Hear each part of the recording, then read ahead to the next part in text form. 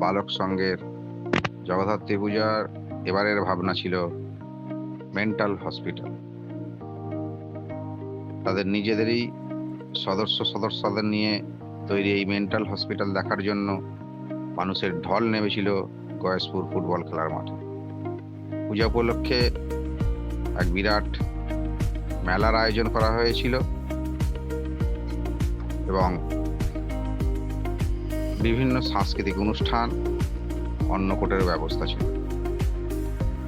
এই জগদ্ধাত্রী পূজা উপলক্ষে এক আলোড়নের সৃষ্টি হয় গয়েশপুরে।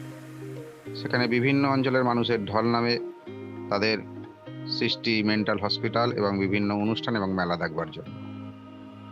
গয়েশপুর থেকে সুজিত নস্করের রিপোর্ট, ক্যামেরায় আকাশ চৌধুরী।